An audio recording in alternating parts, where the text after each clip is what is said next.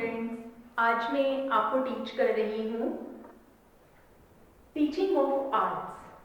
Teaching of art का first lecture है मेरा। टीचिंग ऑफ आर्ट का फर्स्ट यूनिट का लेक्चर नंबर 10 अब हमारा चल रहा है। वो अब तक के जो 9 लेक्चर्स हमने पढ़े हैं, वो क्या पढ़े हैं हमने अब तक? भारतीय कला का इतिहास, तत्व, उद्देश्य, कला क्या है, मीनिंग ऑफ आर्ट, ये सब हम ऑलरेडी पढ़ चुके हैं। अब हम उसके बाद पढ़ रहे हैं कला शिक्षा के मूल्य। जो कला शिक्षा है उसके मूल्य भी होते हैं, तो वो आज हम पढ़ेंगे कि कला शिक्षा के मूल्य क्या है। सबसे पहले कि कला क्या है, जो हम बार बार भी पढ़ते आ रहे हैं। कला अपने भावों को, विचारों को अभिव्यक्त करने का माध्यम है, अपने आप को आनंद प्रदान करने का माध्यम है, अपने आप को खुश करने का माध्यम है। कुशलता पूर्वक किया गया कोई भी कार्य कला कहलाता है। हम कह सकते हैं कुशलता पूर्वक किया गया कोई भी कार्य कला कहलाता है। कला 2 प्रकार की होती है, लेकिन भारतीय कला और यूरोपीय कला के अंदर भी इन्हें 2 भागों में बांटा गया है। क्या कह रही है कि कला जो है यूरोपीय कला के आधार पर 2 कलाओं में उन्होंने बांटा है। पहली कौन सी है?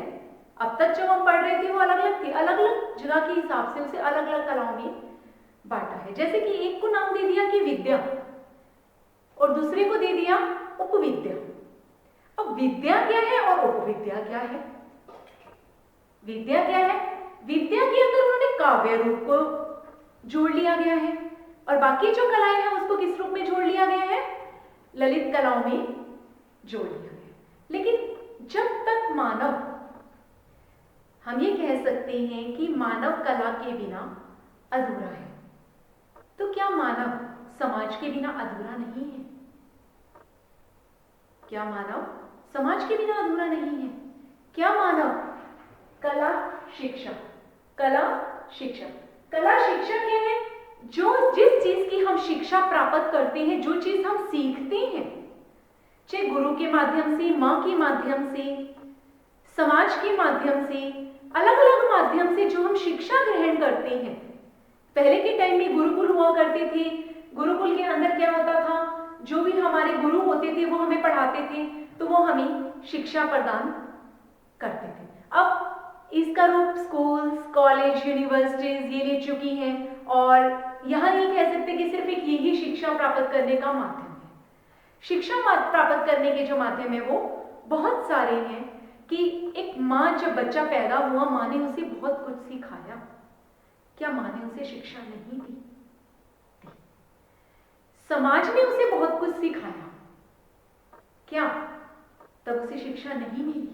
अच्छे बुरे की पहचान सिखाई, शिक्षा मिली। तो ये नहीं कह सकते कि एक स्कूल ही है जो शिक्षा का माध्यम है, कॉलेज ही है जो शिक्षा का माध्यम है। सबसे पहला जो शिक्षा का माध्यम है वो क्या है? हमारा घर ही है। जो कला शिक्षा है जिसकी हम मूल्य याद कर रहे हैं, कला शिक्षा के जो मूल्य हैं, हम उसे शुष्क मस्तिष्क पर कलाकारों की बारिश का आवश्यकता है। क्या है? शुष्क मस्तिष्क पर कलाओं की बारिश की आवश्यकता है। क्या है? हमारे जो है शुष्क मस्तिष्क है हमारा, उसके ऊपर क्या है? बारिश की आवश्यकता है। और भी बहुत सारी चीजें हैं कला से रिलेटेड। किसी भी कार्य को सुंदरता पूर्वक, कुशलता पूर्वक सृजन करना कला कहलाती है। किसी भी कार्य को सुंदरता पूर्वक, कुशलता पूर्वक करना कला कहलाती है। जैसे कि संस्कृति, हमारी जो संस्कृति है वो इस मूल्य के अंदर आती है। सृजन करना मूल्य के अंदर क्या आ रहा है? जो है कला शिक्षा के मूल्य में क्या आ रहा है? हमारी सांस्कृतिक, मूल्यात्मक, सृजनात्मक, उपभोक्तात्मक विधियां इसके अंदर आती हैं। ये सब विधियां आने के साथ ही कला शिक्षा के जो मूल्य हैं वो लगभग 3 हैं। कौन कौन से हैं? किस किस चीज से जुड़े हैं? पहला है हमारा कला और समाज। कला का समाज के साथ जो रिश्ता जोड़ा गया है कला का समाज के साथ जोड़ना। अब समाज क्या है? अब हम पढ़ रहे हैं कि समाज क्या है। कुछ व्यक्तियों का जो समूह होता है, 2-4 व्यक्तियों से ज्यादा का जो समूह होता है, वो धीरे धीरे क्या होता है, समाज का रूप धारण कर लेता है। कि परिवार भी एक समाज का हिस्सा है, हमारा पड़ोस है, समाज का हिस्सा है, हमारा देश है, हमारे दूसरे देश है, पड़ोसी देश है, वो सब क्या है, हमारे समाज का हिस्सा है। दूसरा है कला और धर्म। कला शिक्षा के जो मूल्य हैं उसमें 3 भागों में बांटा है, कला और समाज। कला को समाज के साथ जोड़ा गया है, उसके बाद कला को धर्म के साथ जोड़ा गया है कि हमारी जो संस्कृति है वो क्या है, आस्तिक है, और हम शुरू से ही कला को धर्म के साथ जोड़ते आए हैं। कला को धर्म के साथ जोड़ा गया। उसके बाद है भारतीय लोक कलाएं। हमारी जो लोक कलाएं हैं, अपने गांव में बोली जाने वाली कलाएं हैं, अपने शहरों की कलाएं हैं, राज्य की कलाएं हैं, अपने घरों के कुछ लोक गीत होते हैं, लोक कलाएं अलग अलग टाइप की होती है। किसी के गीत हैं, किसी की जैसे कि अल्पना बनाना है, चूड़ना बनाना है, ये चीजें हो जाती है, मांडन है, कुछ है। तो इस तरीके की जो अलग अलग प्रवृत्तियां हैं, अपने रीति रिवाज हम जिसको बोल सकते हैं, उससे रिलेटेड जो बन गई है वो क्या है, हमारे भारतीय लोक कलाएं। तो हमने क्या किया है, कला शिक्षा के मूल्य को 3 भागों में बांटा है, कला और समाज, कला और धर्म, और भारतीय लोक कलाएं। सबसे पहले हम इसके बारे में पढ़ेंगे कला और समाज। जो आज का हमारा टॉपिक है, जिसे आज हम पढ़ने जा रहे हैं वो क्या है, कला और समाज। क्या है हमारा टॉपिक, कला और समाज। अब हमें ये तो पता है कि कला क्या है, हमारे अंतर जो भी विचार हैं, भावनाएं हैं, जो चीजें हमारी उभर रही हैं, बाहर आ रही हैं या बाहर निकल रही हैं, या विस्तृत रूप और उसका है, तो वो क्या है, हमारा सारा क्या है, कला है। अब हमारे हैं शताब्दियों पूर्व यूनान के दार्शनिक, क्या है, शताब्दियों पूर्व यूनान के दार्शनिक अरस्तु ने कहा था कि समाज के बिना जीवन अधूरा है। वो कैसे कहा है कि उसने समाज के बिना जीवन अधूरा है? अरस्तु ने कहा कि जो व्यक्ति समाज में रहता है, जो व्यक्ति समाज में रहता है वही व्यक्ति है, नहीं तो जो व्यक्ति समाज में नहीं रहता या तो वो देवता है या पशु है। अरस्तु ने क्या कहा है, प्राचीन दार्शनिक जो हमारे अरस्तु हैं, उन्होंने क्या कहा था, कुछ शताब्दी पूर्व उन्होंने क्या कहा था, जब ये थी, उन्होंने कहा था कि जो व्यक्ति समाज में नहीं रहता, अकेला रहता है, या व्यक्ति तब अकेला है, तो वो या तो भगवान है या पशु है।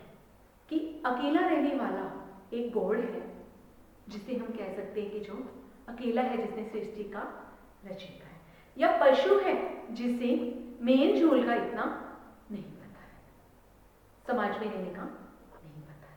ये समाज हमने ही बनाया है। कोई जब सृष्टि की रचना हुई थी तब समाज बनकर नहीं आया था, हमें इसकी जरूरत महसूस हुई, तभी हमने इसका निर्माण किया। मनुष्य के सभी प्रकार के संबंधों और संस्थानों को, सामूहिक रूप को ही समाज कहते हैं। समाज क्या है? मनुष्य के सभी प्रकार के संबंधों और संस्थाओं के सामूहिक रूप को समाज कहते हैं। कि उसके आसपास का जो एक सामूहिक रूप बन चुका है उसे समाज कहा जाता है। समाज व्यक्तियों के मैत्रीपूर्ण अथवा शांतिमय जीवन की दशा का नाम है। क्या है समाज? क्या है समाज? बताइए, समाज क्या है? समाज व्यक्तियों के मैत्रीपूर्ण और शांतिमय जीवन की दशा का नाम है। सबसे पहले भी तो इसको झूठ पड़ गई थी कि एक समाज में रहने की, या नहीं पड़ी थी? पड़ी थी ना, जब आदि मानव अकेला था, जब आदि मानव अकेला था तो अकेला भी तो रह सकता था। जब जानवर अकेले रह रहे हैं तो इंसान अकेला क्यों नहीं रह सकता था?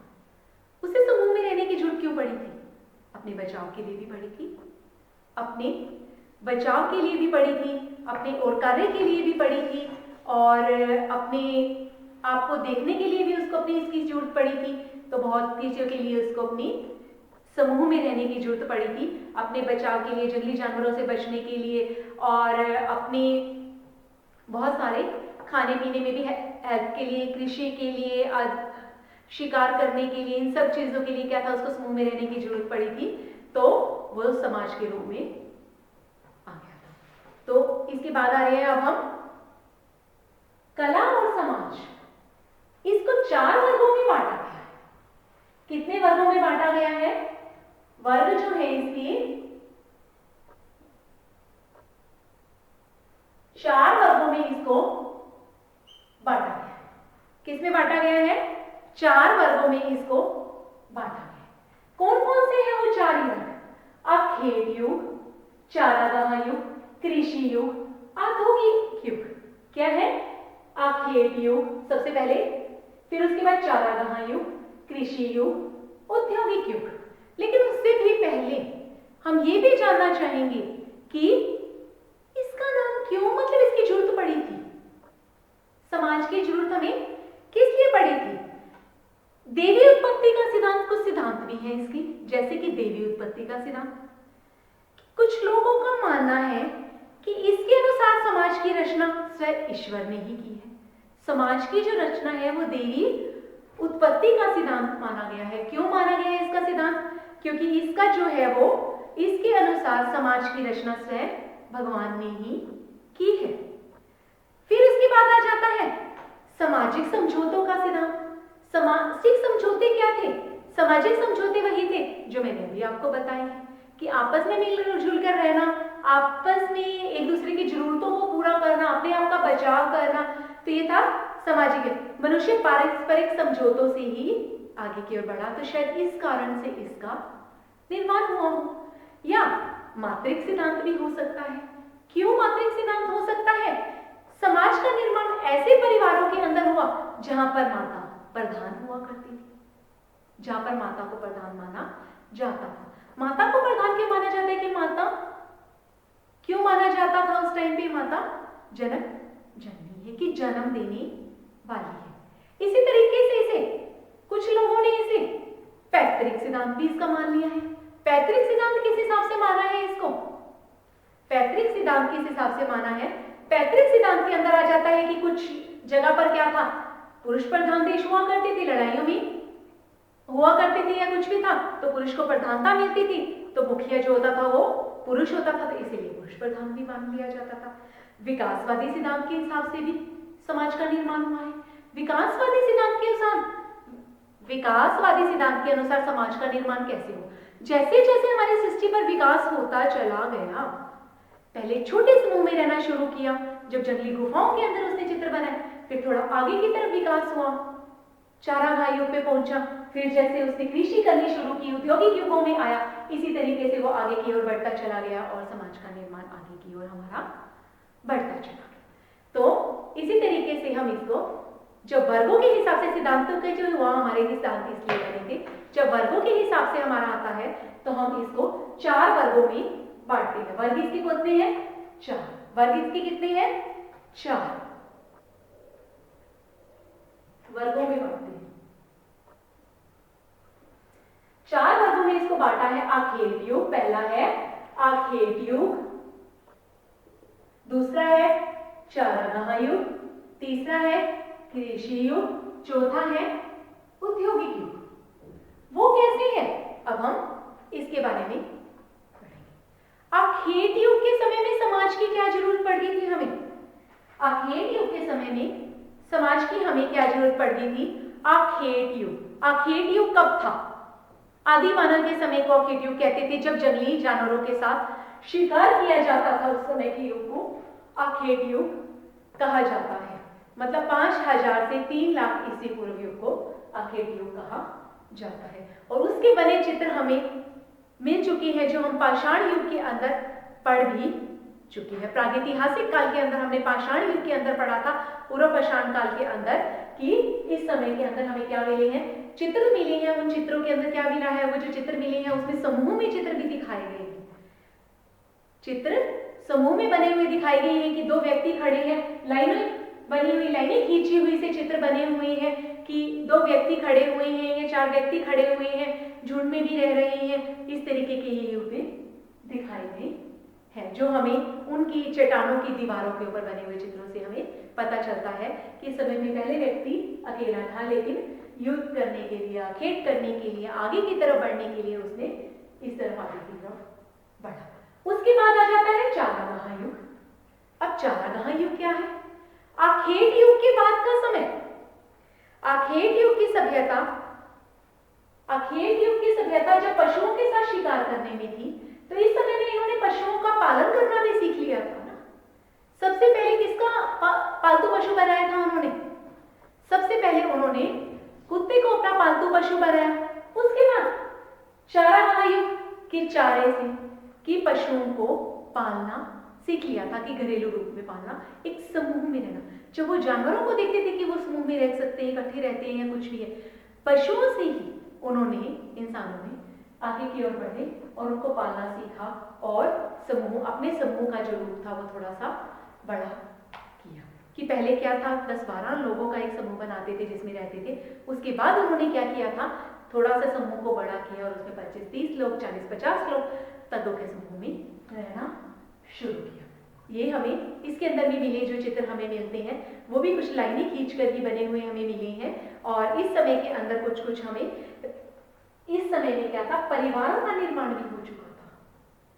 परिवारों का निर्माण हो चुका था। अखेट युग तक परिवारों का निर्माण नहीं हुआ था, लेकिन चारा युग के अंदर परिवारों का निर्माण हो गया था कि एक विवाह प्रथा भी इसके अंदर रखी गई थी। उसके बाद आता है हमारा कृषि युग। अब कृषि युग क्या है? पहले हमने पशुओं को पाला, फिर कृषि भी की। सबसे पहले किसकी कृषि की? गेहूं की कृषि की। सबसे पहले हमने क्या किया?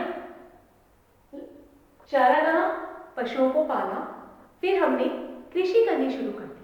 जब कृषि करनी शुरू हो गई, जब हमारी कृषि करनी शुरू हो गई, इस युग से हम जुड़ गए। इस युग से हम जब जुड़ गए हैं तो उसके बाद क्या है, हमारे पास कृषि करने शुरू हो गए। जब कृषि करना शुरू हो गए तो हम और आगे की तरफ बढ़ गए, मतलब विकासशील देश हमारा है, आगे की तरफ बढ़े हैं। हड़प्पा संस्कृति है और चीजें हैं। हम धर्म के साथ भी इस समय तक जुड़ चुके थे और झुंडों की जगह इस समय तक क्या था, नगरों का निर्माण भी हो गया था। नगरों का निर्माण हुआ तो समाज का निर्माण हुआ, रीति रिवाज भी बने, धर्म बने, तो उन धर्मों को मानने वाले भी तो हम ही थे। हमने ही मिलकर उन धर्मों को माना है, तभी हमने आगे की तरफ उनको बढ़ाया है। तो हमारा है कृषि युग। कृषि युग के बाद आ गया औद्योगिक युग। औद्योगिक युग के अंदर तो हम बहुत ही ज्यादा आगे की तरफ पहुंच चुके हैं। औद्योगिक युग में क्या था, हम बहुत ज्यादा आगे की तरफ पहुंच चुके थे। समाज में जटिलता कृषि से ही आ गई थी। सभी व्यक्ति राज्य के अधीन हो गए। इस युग में आते हुए क्या है, व्यक्ति क्या थे, पहले नगरों के रूप में आए थे, फिर राज्यों के रूप में आ गए। इसमें क्या था, कृषि युग के अंदर कुछ राजा हुआ करते थे, राजाओं के अधीन क्या था, पहले राजा थे, राजा के अधीन नगरी पालक हुआ करते थे या उनके व्यक्ति हुआ करते थे, उससे नीचे पोस्ट लोग हुआ करते थे। लेकिन यहाँ क्या था, औद्योगिक युग में राज्य बन चुके थे। राज्य बन चुके थे तो हमारा युग आगे की तरफ बढ़ चुका था। जब युग आगे की तरफ बढ़ गया, समाज हमारा आगे की तरफ बढ़ गया, तो यहाँ पर हमारी कला का विकास भी इसी तरीके से होता चला। कला का समाज के साथ आखेट युग से ही संबंध है। यह भी कहा जा सकता है, देखो आजकल के टाइम में मानव जो है वो अंतरिक्ष पर भी विजय प्राप्त कर चुका है। अंतरिक्ष पर भी विजय प्राप्त कर चुका ये भी एक कला है। जैसे हम कलाओं के बारे में बात करते हैं कि कितने प्रकार की कलाएं हैं, किस तरह की कलाएं हैं, क्या है, तो क्या यहाँ से कलाओं की शुरुआत नहीं हुई थी क्या? ये भी कहा जा सकता है कि जब मानव का विकास हुआ तभी उसी के साथ साथ कला का विकास हुआ, उसी के साथ साथ उसे जैसी जरूरत महसूस हुई उसने समाज का निर्माण किया। इस तरीके से हमारे औद्योगिक युग तक आते आज के युग तक हमारा जो समाज है वो एक ये नहीं है कि हमारे देश तक है, विदेशों तक पूरा विश्व एक समाज के रूप में हमारे पास मौजूद है। यहाँ तक हम पढ़ चुके हैं कि कला और समाज के वर्गों के बारे में, कि कला और समाज क्या है। समाज कलाकार का जन्मदाता है। क्या है? समाज जो है वो क्या है? कलाकार का जन्मदाता है। मनुष्य का जन्म समाज में ही रहकर होता है। मनुष्य का जो जन्म हुआ है वो कहाँ हुआ है? समाज में रहकर ही हुआ है। वह सामाजिक प्राणी है। समाज में रहकर अपनी भावनाओं को अभिव्यक्त करता है, आगे की ओर बढ़ता है। इस तरीके से वह आगे की ओर बढ़ रहा है। तो इसी तरीके से क्या है? कलात्मक अभिव्यक्ति के रूप में हम इन स्तरों पर भी इनका विभाजन कर सकते हैं। कलात्मक अभिव्यक्ति के इन स्तरों पर भी हम समाज के बारे में बता सकते हैं कि कैसे है। जैसे समाज एवं कला। समाज एवं कला मानसिक उन्नति में सहायक है। इसकी विशेषताएं हैं, मानसिक उन्नति में सहायक है। अब मानसिक उन्नति क्या कर रही है समाज और कला मिलके? हमारी समाज है हमारा, ये कला है जो हमारे में से निकलकर बाहर आ रही है, वो हमारी मानसिक उन्नति कैसे कर रही है। अब एक व्यक्ति चित्र भी बनाता है तो उसके दिमाग के अंदर भी वो चीज बैठी हुई होती है। चित्र भी बना रहा है तो बैठी हुई होती है कि उसका समाज उसके साथ है, कि वो एक समूह में रह रहा है, लड़ाई हो रही है, झगड़ा हो रहा है, या कोई बात हो रही है, या उसने कोई विवाह का प्रचलन छेड़ा है, या कोई मृत्यु का प्रचलन छेड़ा हुआ है कि इस पर ऐसा करना है या कुछ भी है। वो चीजें हमारे में जब हम पैदा होते हैं तो हम समाज में रहते हैं, सामाजिक प्राणी है, तो उसके अंदर रहते हुए हम वो चीजें ऑलरेडी सीख जाते हैं और वो हम उसी के अंदर रहना स्टार्ट कर देते हैं। जब हम उसके अंदर रह रहे हैं, उस चीजों से हम निचुड़ रहे हैं, तो नेचुरली है कि हमारे मानसिक उन्नति में ही सहायक है। हमें शिक्षा के स्तर में आगे की तरफ बढ़ा रही है, हमें आगे के स्तर की ओर बढ़ाती हुई आगे की ओर लेकर जा रही है और हर चीज में विकास कर रही है। इसी तरह से समाज और कला सर्वोत्मुखी विकास में सहायक है। सर्वोत्मुखी क्या होता है? चारों तरफ से विकास होना। एक व्यक्ति का चारों तरफ से विकास होना, कि मतलब चारों तरफ से उसका विकास होता है। समाज में रहता हुआ एक व्यक्ति, समाज में रहता हुआ एक व्यक्ति क्या है? जब उस मुंह में रह रहे अकेलापन जो है उसको अंदर ही अंदर खा जाता है। सबसे पहले हम हमेशा कई बार सोचते हैं कि नहीं, अकेले बेटर है, लेकिन आप 4 दिन अकेले रहकर दिखा दो, क्या आप रह पाओगे? आप नहीं रह पाओगे। एक पल ये आ जाएगा कि हम जी किसके लिए रही हैं, हम चल क्या रहे हैं। उन्नति की और अपने देश के लिए आगे बढ़ो ना, अपने परिवार के लिए आगे बढ़ो, अपने देश के लिए आगे बढ़ो, अपने लिए आगे बढ़ो, अपने राष्ट्र के लिए आगे बढ़ो ना। सर्वोत्मुखी विकास में सहायक है। और वो कैसे है सहायक? सर्वोत्मुखी विकास कैसे कर रहे हैं समाज और कल्याण हमारा? चारों तरफ से हमारा विकास कैसे कर रहा है? मानसिक बुद्धि को तो उसने स्ट्रॉन्ग कर दिया, यहाँ पर आकर उन्नति कर दी हमारी आसपास रहते हुए। एक चीज एक ने बनाई थी तो दूसरे ने उसको देखकर उसकी उन्नति उससे भी ज्यादा अच्छी हो गई थी, मानसिक उन्नति हुई।